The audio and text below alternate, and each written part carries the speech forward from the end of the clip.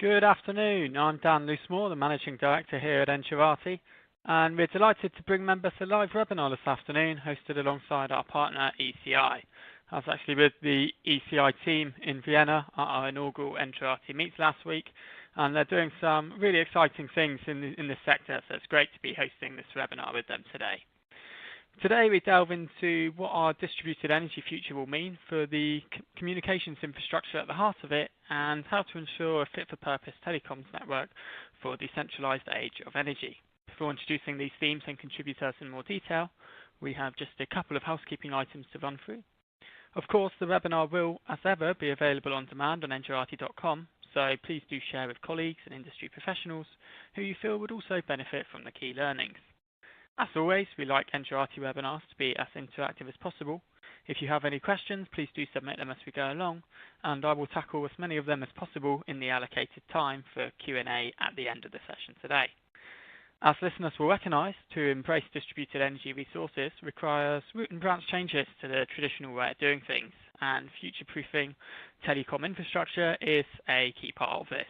As we'll hear this afternoon, solutions are emerging to address this challenge and ensure your network ready to really optimise DERs moving forwards.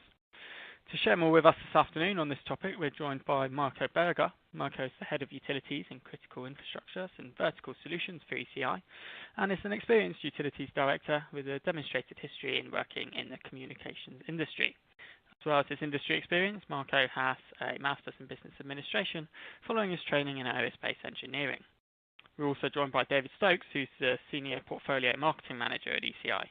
David's an experienced professional in the telecoms industry and has extensive knowledge gained across all infrastructure technologies.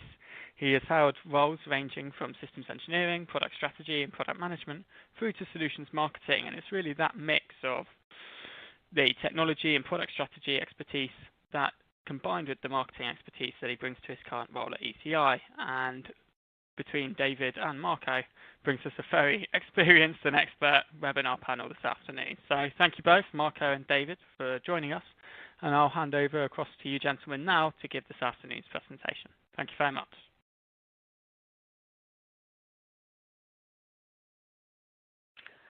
So thank you very much, Dan. And yes, and on today's presentation, we're going to be talking about the impact of distributed energy resources on the telecoms network, and how the telecoms network can help that evolution.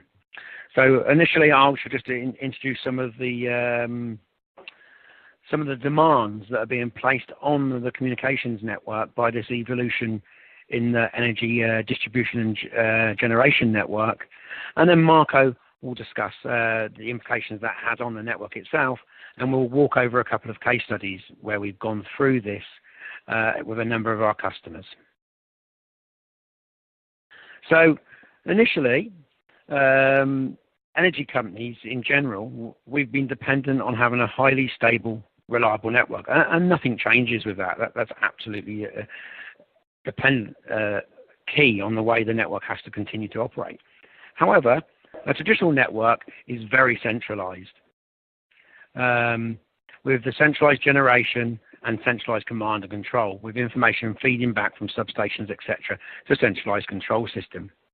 And the aim of the communications network there is to make sure that command and control information gets back to that centralized point in an efficient, deterministic way. With the introduction of more and more distributed energy resources, we see a change to that model. And the network is transforming from this one-way directional power flow, as we see with the centralized model, to a more distributed grid. And that combines the large generation plants with a large amount of decentralized power generation from various DER sources, including solar, wind, hydro, gas, etc. I think we all know the list of generation sources that can be there. And that must complement the centralized generation capabilities that we already have. And to ensure that the introduction of those distributed energy sources are used in the most efficient way, we need a much more distributed command and control network, allowing those resources to be turned on and turned off when necessary, So you just don't waste energy and just pour it onto the grid. As you move further into the future, you can see where some of this remote energy generation will be put into storage in various forms, let's say batteries, for example. Then you need to control how you gain access to and from that storage, and when you might even engage in some transactional energy pricing. So what you see a move from this one-way system to a cloud-type system made up of many, many sources. The communications network must move to follow that, which means that it must go from a centralized to many network to a many-to-many network, allowing real-time secure communications to move between all the various actors in this network. And then this in turn enables a next evolution to what we would call an energy superhighway. So you move from these distributed energy resources to enable that, and then starts to enable what, so we've already explained, the smart grid. Then you can start then really looking at how you start to put intelligence in the way we run buildings, the way we run cities, in terms of putting power in and out of the network. And what will have ultimately a massive impact on the energy distribution network is the impact of electric vehicles. I think we've only really just touched on scratched the surface of this now, but if you think that even the most conservative estimates are suggesting that EVs will be 50% of the vehicle market by 2027, some estimates are saying a much quicker evolution. This requires a massive deployment of electrical vehicle charging points in the network. Those in turn can act as both-way communications, because if you think an electric vehicle is just a battery on wheels, that then adds the ability to have batteries can be used by the power, if the engines are happy to do this, can then be used by the power generation organizations to actually smooth energy supply across the network, or indeed engage in that transactional energy pricing that we discussed. So we start seeing a real need for this secure real-time network data, and the communications network must do that. And we see an evolution from the networks feeding that information back into today, and we see a mix of private, wireless, power line communications, fiber, and early in the 2020, 2022, sometime like that, we would see a large amount of data being fed back from the network using 5G technology, and it's very important to then to aggregate that and make sure it gets back to the right points in the network. So to give an idea of the sort of scale we're talking about here, and this is 2020, only 2 years off. I mean, we've heard lots of discussion, everyone talks about energy 2020, and it seems like a long time in the future. It's less than 2 years. And by that time, because of all this distributed information, and because of the amount of data that's being fed back, the estimation is we'll see about 10,000 times more traffic on that network. With all these devices going to the network, 100 times more devices, a massive increase in capacity generically within some of the larger information flows, even maybe touching 10 gigs. At the same time, that network must still be highly dependent, highly stable, and ultra reliable. In addition, with the nature of this network, it must be able to be remotely controlled and remotely managed, and that means that it needs a battery life as well. With devices out there, it needs to have a long battery life, so 10 years, for example. So to pick all of that stuff up, I've just gone through very, very quickly, and summarize it to allow Marco to say what sort of network solutions we have to solve this. We can see that there are going to be many, many, many device types out there in the network. EV charging points, solar generation points, legacy devices, legacy substations,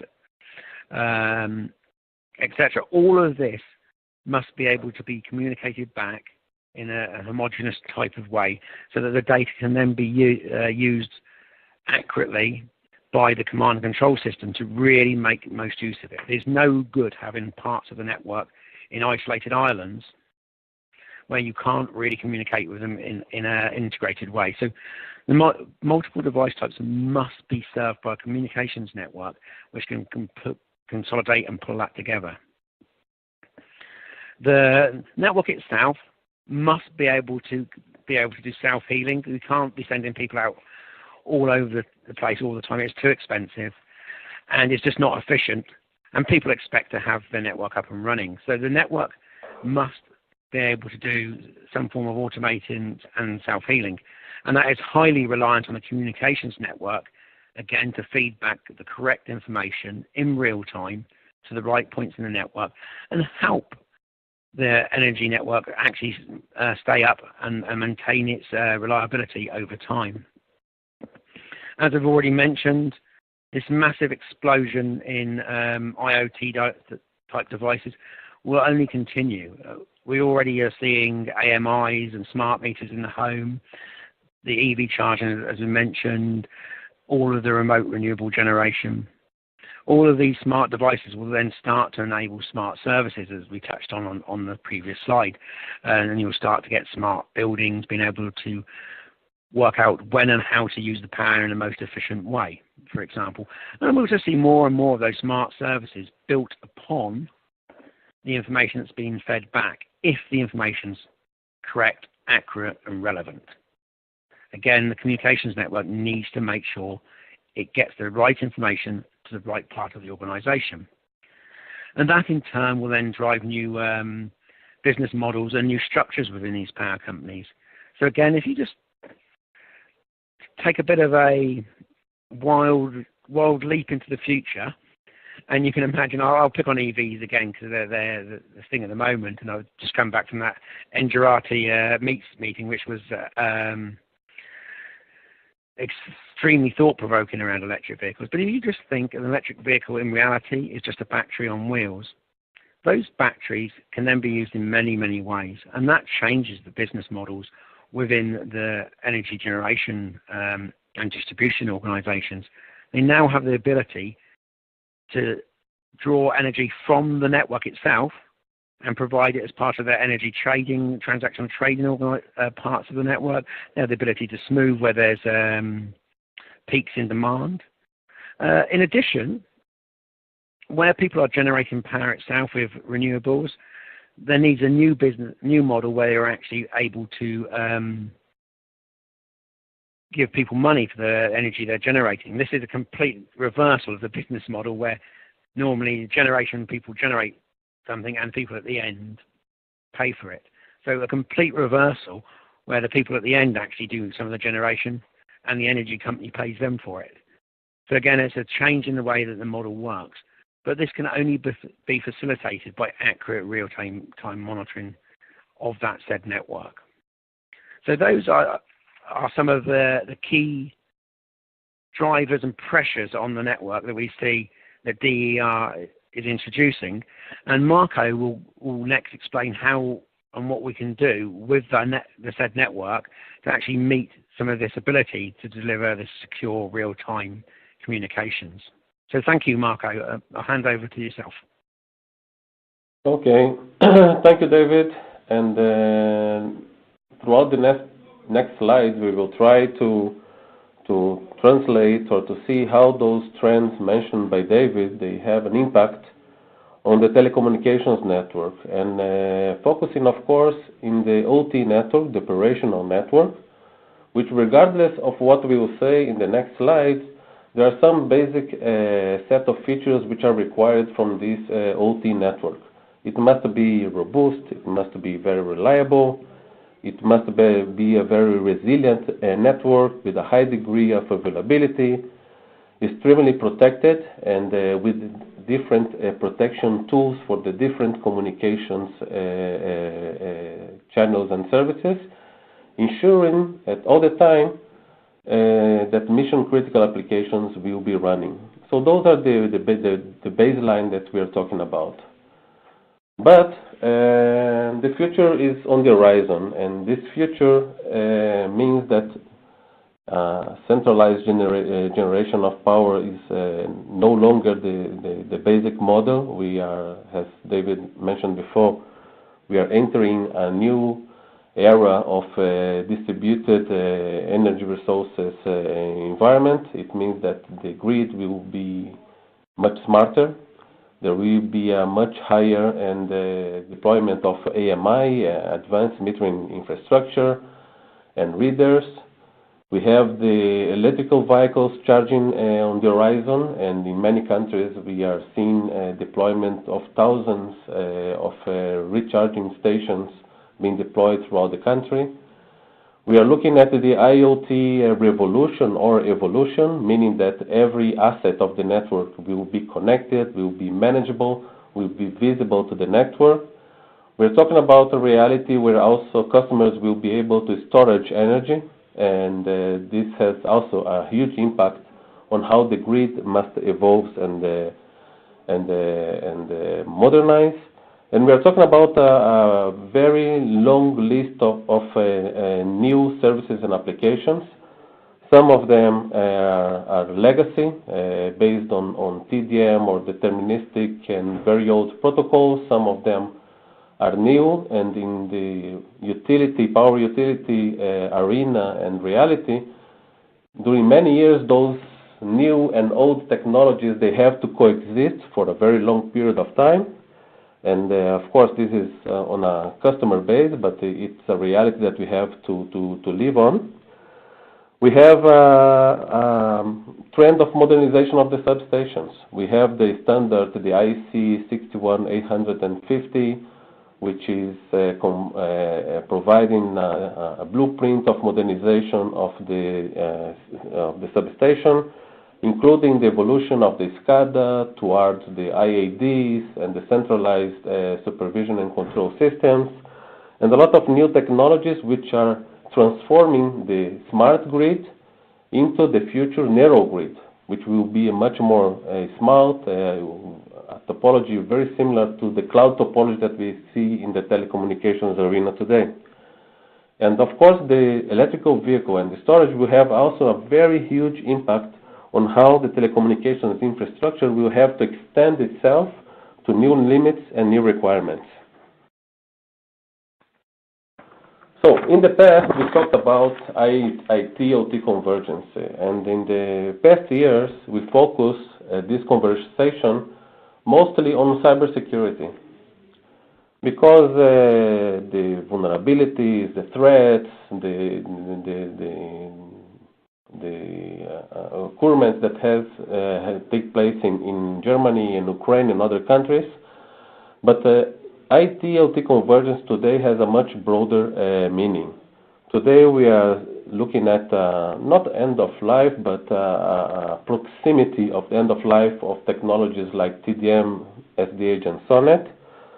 And those technologies are bringing the power utilities towards inevitable modernization process towards an alternative technology, an alternative network. And those technologies are based on packet optical new technologies. We will cover them in the next slides. But what it means that it's not only technology is changing. Also, there are many aspects of the grid operation that are demanding a convergence of IT-OT. For example, a real-time requirement for demand response systems because of the DER and the advanced metering deployment. Customers are no longer only customers, they can be also producers. And there is a high impact on the grid whenever a centralized production of energy is now completely decentralized and distributed throughout many points of the grid. So there is a need for real-time demand response systems, for balance of the grid in real time, so there are no outages, no overheatings, and no failures on the power grid during the daily operations. We have a lot of CRM systems providing the precise billing and the customer information regarding its consumption and production to the grid. So all those new services and applications which are defined as cross-domain services, because they are provided across the IT and the OT domains. So all this is bringing the IT-OT to converge. Sometimes, and in some places, they are still segmented one to another, but at least in technology terms, they will be using similar technologies, as we'll see in the next slide.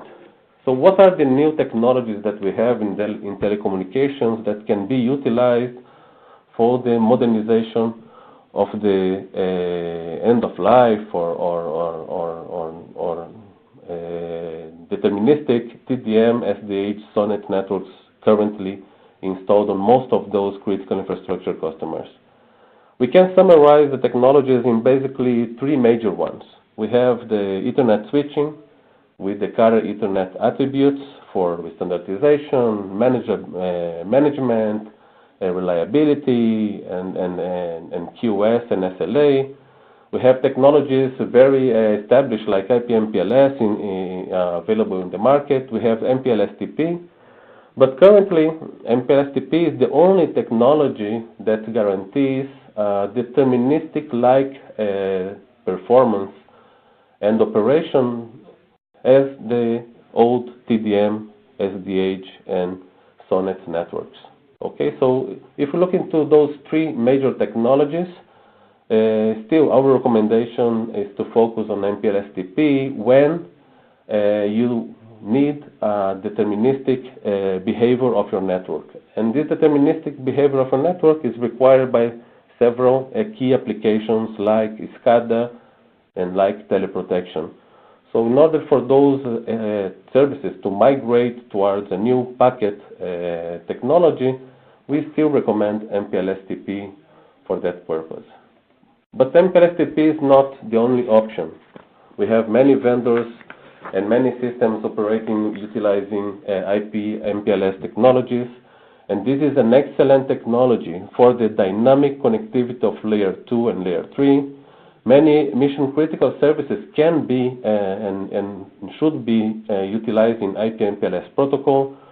For example, all the IT services and applications running throughout the operational network. We have, for example, CCTV systems in the access connecting through the core multicast applications for the various and separated video service applications on real-time or non-real-time applications. So IP MPLS is still a very relevant technology. It's being used in most of the core IT systems today. So this is a very important technology to take into consideration. Ethernet is also the technology of choice for the standard of the modernization of substations. All the ecosystem defined by the standard 61850 is based on Ethernet connectivity.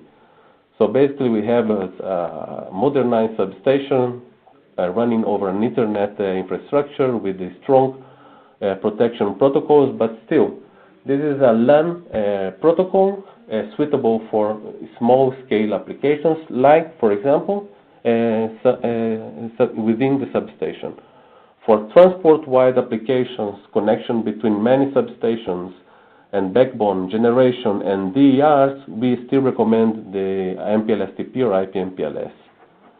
The best is what we call the Elastic MPLS, which is the best of all worlds, meaning to have a platform that is capable of supporting all those technologies plus native TDM SDH on the same platform, when you can select the technology of choice according to the port, to the interface of that specific service. And this is the best of all worlds because it provides you with an efficient multi-service capability. It provides a common architecture between IT, OT, and the legacy systems already deployed in the network. And it is completely future-proof. We are talking about a platform that will be able to evolve in the future with new protocols, which will be, in some cases, even better and improved compared to the existing MPLS offering. We are talking about segment routing in many years from now, but this is the horizon. And this is the choice that we have seen in the past 5 years of our experience modernizing different networks in the market. So basically what we our main message for our customers, and not only our customers, but also to our partners and whoever wants to listen to our messages, let's be holistic. Let's try to provide a risk-free migration from the old or from the legacy networks towards a new one. Let's try to integrate as much as possible the new and the old, because we know that in many instances the power utilities will remain with legacy SCADA and PLC systems alongside newly next generation IP-based IADs and 61 and 150 systems. We want to be able to provide a seamless bandwidth expansion, because bandwidth is a current and very important need for the modernization of the substations. One of the applications that we see that is demanding more and more bandwidth today is data center connectivity for many purposes, even for the SCADA management, but for the CRM and for the ERP systems deployed in the power utility, but also for the field operations like CCTV systems, video surveillance systems. Each camera requires a certain amount of stream of data rates to provide a real-time, high-definition image of certain things to be analyzed. Network must be dynamic and yet deterministic for the mission-critical applications, and provide a smoothless migration from IT to OT. So all those are the set of communication technologies that are available today in the market. And the best of all worlds would be the platform that will support all of them at the same time. And that's our message and our offering today. But we cannot talk about connectivity without mentioning data security. One of the side effects of the modernization of the networks from, let's say, secure separated status in the past, using very old technologies like TDM, SDH, SONET, SCADA protocols like the 101, 104, and others, meaning that the operational guys felt quite secure. This feeling of security was, let's say, shattered and completely overrun due to the last year's events in this arena, when many power utilities were attacked, were penetrated, and outages of large parts of separated countries were affected in real time in different occasions. And this is a major target of the hackers today. Not only hackers, because hacker is no longer an individual person or a group of students. We're talking about a countrywide or a paramilitary operation today run by most of the countries in the world: China, Russia, United States, Israel, and many others as well. And all of them are targeting the critical infrastructure industry. And on top of that, power and utilities. So we have seen a reality where most of the critical infrastructure providers and operators have already been breached in the past years. Not all the breaches were reported properly, but we know that most of them were breached. Vulnerabilities were assessed and monitored. And we are talking here about a reality where we have three major scenarios for incoming attacks or vectors for cybersecurity attacks. So let's talk about some takeaways that we have seen in the past year's events.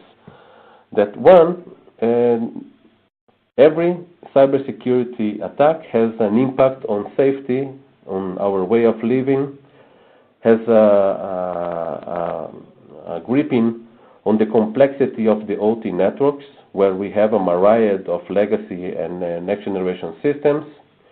We have a variety of protocols, SCADA protocols, and distributed systems, most of them developed with the reliability in mind and not security. Okay, we must remember that most of the SCADA protocols developed many years ago, they were developed to be very simple, very reliable, with a very high degree of availability, but they had no security in mind whatsoever. So no error control, no authentication tools, and etc. And I would just like to remind you that the OT is not like the IT. We cannot reboot. We cannot plug off. All these actions have a great impact in the operation of the grid and in our customers. So the security challenges that we have to address concerning cybersecurity threats are very great and very serious. So let's talk about our pillars. We are focusing here on three major vectors of attack. Okay, as previously mentioned by myself, we are talking about threats that are penetrating the operational network through the IT, like that happens in Ukraine. Okay, if you remember, when hackers succeed to take credentials from IT employees of Ukraine power utility, and through their workstations to go down into the operational systems, SCADA systems, and create outage of several hours, also impacting and disabling their call center facilities as well in the same instances. So this is one vector of attack. The second vector of attack is one that originated in the operational network itself, on the substations, when in the space where we feel very secure. And this is the typical case, for example, in the Iranian centrifuge for the nuclear program in Iran, when they were attacked by malware, which was deployed within, very deep within the SCADA system of that entity. And a third scenario we call man in the middle, when a hacker or a group of hackers try to tap or to intercept our communications on the physical layer, for example, the fiber, the copper deployed in the field, or the wireless signals that we are utilizing to the meters and to our broadband communications as well. So we must build a holistic solution for that variety of threats. So the security solution must be very holistic. We're talking about unified and consolidated CEM, Security Information and Event Manager, CEM that is capable of working with a variety of cybersecurity tools, with the open interfaces and open platform to support future tools not available today for future threats, because this is a very dynamic scenario. We are talking about big data analytics, because some scenarios can affect our operation in several layers, from communications layers to the physical layer and down to the probes, sensors, and the application managers. So the approach must be holistic and multi-layer. So we must be able to have a real-time threat evaluation and to be able to respond in real time, but to respond when those attacks and where those attacks occur. So that's why any cybersecurity solution must be not centralized but distributed throughout the electrical grid, from the generation down to the substation, primary substation, secondary substation, still the DER entity that is connected to the grid. So we're talking about a variety of tools, encryption from layer 1 to layer 3, about highly advanced firewalls, about intrusion detection and intrusion prevention systems. We're talking about unique SCADA anomaly detection technologies, which are basically the only tool that we have today to identify zero-day attacks in any given network. Zero-day attacks are attacks that occurs using a newly developed malware, meaning that the signature of this malware is basically not being detectable through any firewall or other filter in the system. And this is one of the tools that we have to provide a real-time zero-day attack prevention. So this is one point of the cybersecurity, but we must also remember that cybersecurity is coming through regulation as well. We see a lot of efforts in the United States and in Europe through the NERC version 5 and version 6 that is coming, through the FIPS, through NATO recommendations, also BIS, BSI in Germany, NSI in England. So power utilities are being pushed towards threat analysis processes, audition processes, which is leading them to identify their vulnerabilities and to deploy state-of-art cybersecurity systems. Another bad news that we have regarding network and the linkage to the trends mentioned by David from the beginning is that networks are not becoming simpler. No good news. Networks are becoming complex. We have lots of different systems installed, SCADA systems with different protocols, teleprotection systems from different vendors, generators from different suppliers, circuit breakers, IED, integrated electronic devices, PLCs, telecommunication systems from multiple vendors using different technologies like SDH, TDM, Ethernet, Serial, E1, SONET, etc. We have different management systems installed in our network to try to cope with this very complex picture. And not to mention all the trends that we mentioned before. The DER, which is increasing the number of points to be monitored, supervised, and controlled. We're talking about massive deployment of video surveillance system throughout the grid. We are talking about a massive, if not supermassive deployment of IoT or industrial IoT devices to connect all the missing dots in the grid. And all those elements leads us to a very complex scenario. So what's our message here? Simplicity will come through management, through software. So there is no single one-fit-all solution in this scenario. We are talking about a variety of new technologies or coming technologies that some of them are not yet mature for the utility market, but they have a good message and good news for the near future and near or medium-term future. So we are talking about SDN, software-defined networks. We are talking about NFV, network functionalization, virtualization.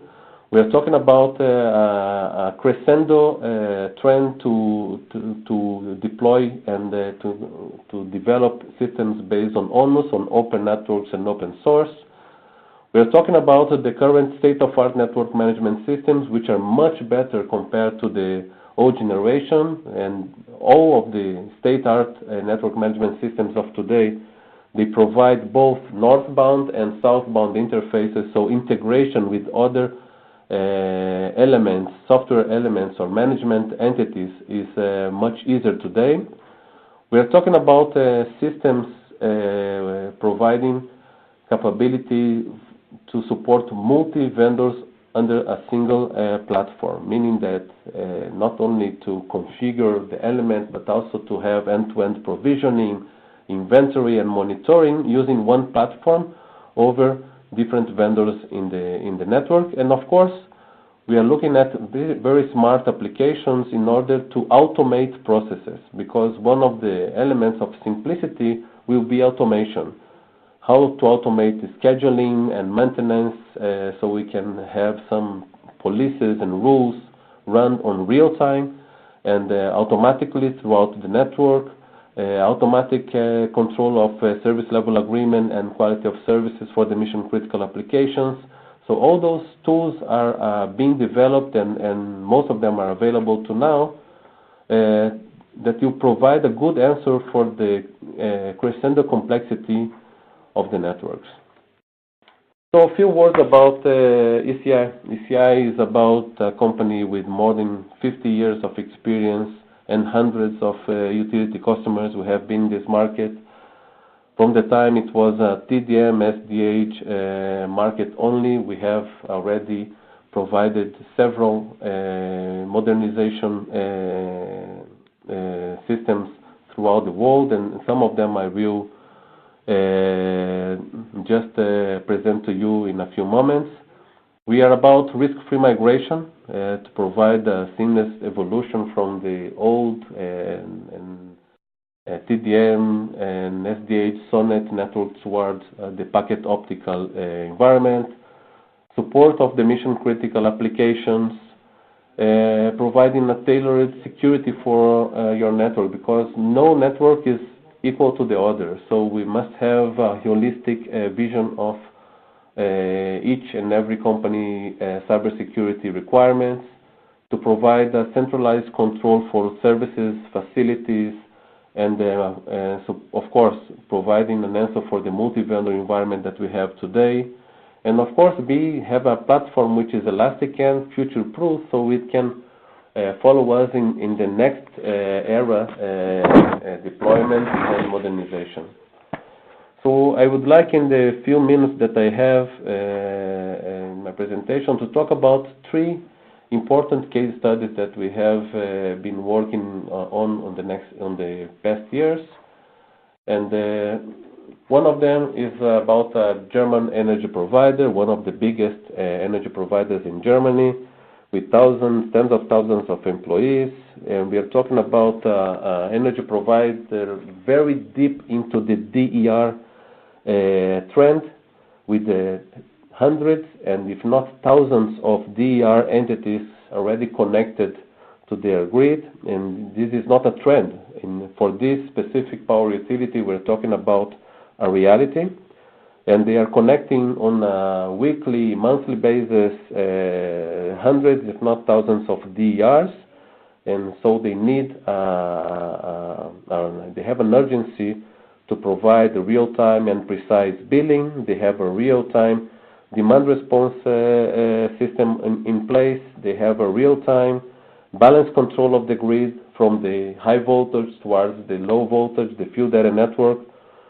So DR is not the only pain point of this provider. We have in Germany a lot of electrical vehicles charging stations, which are adding pain to the already overwhelming electrical grid.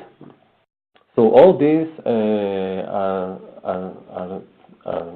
elements that are requiring extension of the network traffic engineering capability to ensure the required and the contractual SLA, QS for the very far edges of the network into very challenging cabinets and substations.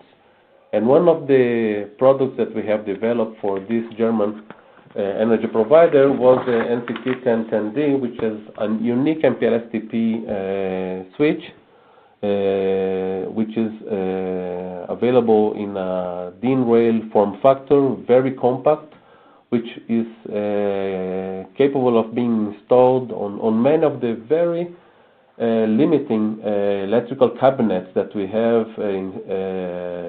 available nearby those DER entities, for example, wind farms, solar farms, and hydro resources, and microgrids, and etc.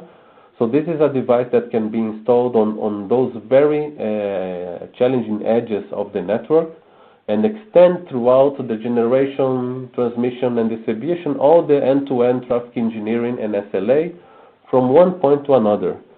And all that monitored about a very powerful and features-rich software management system. So this is one of the elements that is, I would say, very focused on the DER coming topologies again, they are not a trend, they are reality right now in several countries. The second case study that I'd like to talk about, a few words, is the Slovenian electrical distribution company. Several years ago, about 4 years ago, we had the first countrywide deployment of a complete cyber solution for the OT network of this Slovenian TSO-DSO. It covers about 1/3 of the Slovenian territory and 1/3 of the Slovenian population. And this was one of the first cases where we had a POC, proof of concept, running alongside an audition process by the local regulator. So it was very interesting because during this POC process, we were able to identify not only backdoors and vulnerabilities, but also to identify ongoing cyber attacks against this Slovenian power utility. And this was one of the most strongest points that led this power utility to deploy countrywide the cyber solution that we provide them. And we're talking about a deployment that took only a few hours, because most of the cyber appliances that we are installing today, they are embedded in the packet and the NPT platform that we have. So basically, once the platform is installed in the field, in the substations, the deployment of those cyber security appliances is done through the CM, through the SOC, from a central site, without need for a technician to go into the different sites of the grid. So this is a huge advantage and a very interesting case study for a countrywide cybersecurity deployment. And last but not least, we are trying to focus on the messages that are relevant to this seminar of today. We have the Swiss Power TSO, DSO, and generation responsible for half of the Swiss territory in terms of coverage and power generation. And this is a good example because this specific power utility is deploying the complete set of the elastic MPLS approach that we just talked about. They are deploying the MPLS-TP for mission-critical applications. Alongside, they have the IP MPLS for the IT or less critical applications running into the core of the network. They have powerful firewalls separating between IT network and OT network. They are deploying also the very advanced software tools that we have for SLA, inventory, performance monitoring, both for the packet and for the optical. So they are not only installing the multi-service packet platform, the NPT, but they are also deploying Apollo WDM systems for data centers connectivity. So this is a good example of a power utility deploying the whole different elements that we have to provide a very holistic and very complete end-to-end solution for their telecommunications needs, not only today, but also in the future. And with that, I'm finished from my side. And of course, any question and any doubt, we will be very pleased to answer on real time. Excellent. Thanks ever so much to David and to Marco for a really informative session. As ever, a lot of questions coming in with regards to the slide deck. Just a reminder, it will be available to download on demand on engerati.com, so you can go back and take those vital statistics and all the information in your own time. There's a lot of questions coming in, so we'll try and squeeze as many into the next 10 minutes or so. David and Marco, hope you won't mind me firing some questions at you. We've got a few questions coming in on the issue of interoperability and the importance of ensuring new systems coming onto the grid are interoperable. You mentioned in the presentation in terms of the growth of the amount of systems going onto the grid and how the networks are becoming more complex. How critical will interoperability be for more seamless and successful DER optimization projects? Okay, Marco, I will answer the question. So, how critical? Very critical. The most interoperable we can achieve within the modernization of the network, better.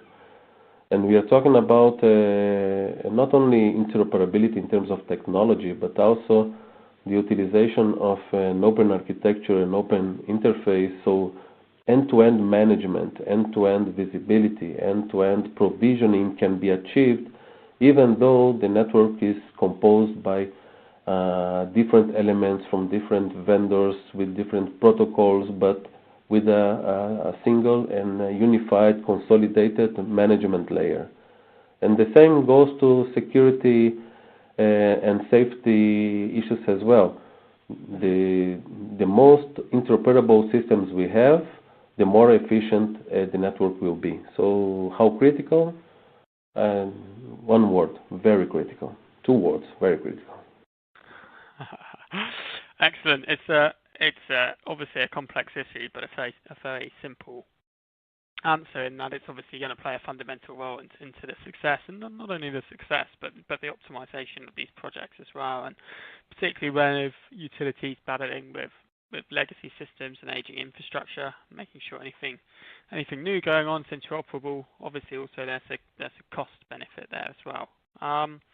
We've also had a question linked to some of the early slides, David, that you were presenting back as well, around edge intelligence, and I think we mentioned very briefly in terms of AMI projects and smart metering projects, and the impact of continued growth of IoT and big data on telecommunication demands, and presumably the growth of edge intelligence on the network and on the grid will continue to make those telecom demands more complex. Did you have any views on I know we briefly spoke about electric vehicles as well, on the growth in edge intelligence for utilities and how that may also play a role in evolving telecom demands?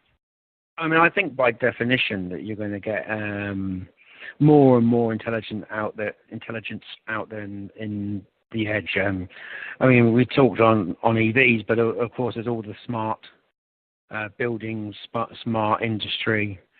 And that's not just smart in terms of being able to access it. It is smart in terms of its power usage and feeding data back about the environment around it, and then anticipating the amount of energy it might require for heating or lighting or security or what have you. So there's going to be various forms of intelligence going out into the edge, and that just puts more and more pressure on the communications network to get the amount of data back to the central command and control operation systems, but also the volume of data to really get the information that you want, so you can really run big data analytics on it in the center. You need to start taking large amounts of data back. So it's not just this edge intelligence. It isn't just about making the network more bidirectional and more flow of information. It's just the volume is going to go up, and it's really important that the communications network is able to do that in a way which is very cost effective.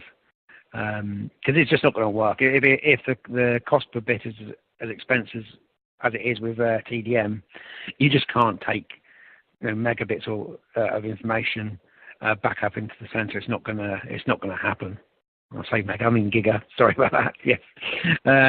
So I think it's key, and we're just going to see whilst when as the cost of communications becomes more and more easy and cheap, you're going to see more and more intelligence being pushed into the edge because it's just easy to connect it.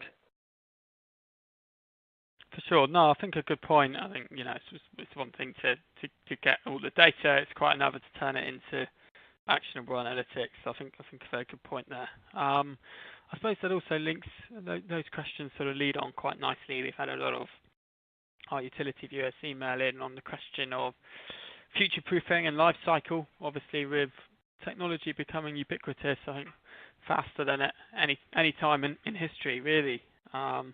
It often comes up in our NJRT webinars in terms of future-proofing the network and making sure that anything you're putting on it's not becoming obsolete, particularly in terms of the telecoms that we've looked at this afternoon. Is there any tips you'd give in terms of future-proofing and really maximizing life cycle?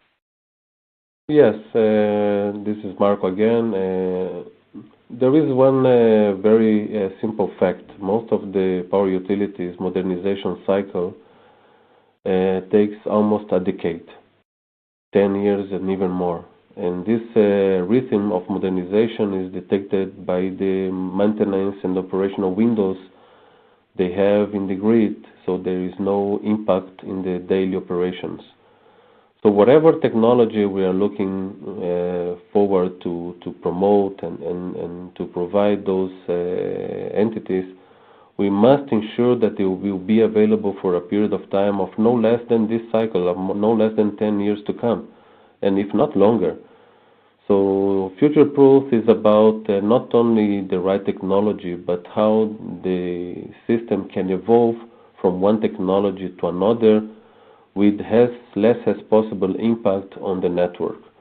So those are the most important issues. How the evolution from one technology to another is done, what is the minimal life cycle of the technology they deploy today. It must be, as I told you before, from 10 to 15 years from today.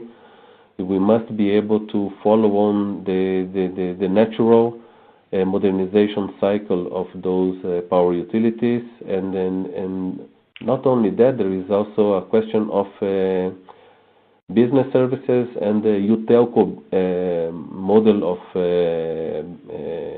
of businesses, because in most of the countries, power utilities are being allowed to deploy business services. So it means that they are becoming a telecom service provider company by itself. So in terms of future-proofing, we must ensure that the same platform that from one side provides the support for the mission-critical applications for the operational network, the same platform can also provide the platform for the deployment and the provision of business services, carrier-of-carrier services on this utelco business model. So this is about future-proof. I would add to that as well that fortunately, a lot of the telecoms equipment these days, a large percentage of the actual functionality is done in software. So you have a hardware platform, and on that you mount the software, and that software can then be, as long as you have the right architectures in place, can then be evolved as you move forward. So an example would be, as Marco mentioned, this elastic MPLS architecture that we have on our product. It started off as MPLS TP and Ethernet. We evolved it into putting IP MPLS onto that, and it's evolved again into be able to put segment routing on it. And who knows where that goes in the future in terms of the transport technology. So you can start to evolve some of the actual technology in the software itself. That's even before you go to the world of network functions virtualization, where you can really put complete software modules remotely on. So, for example, in our security solution, we use an NFV solution to put the software on to do the security gateway and anomaly detection, and that's downloaded as a virtual network function, and you can then chop and change that VNF as you would like. So we use one vendor for it today. You might be the next, in 5 years' time, there's a much better vendor doing the anomaly detection, and you would use that.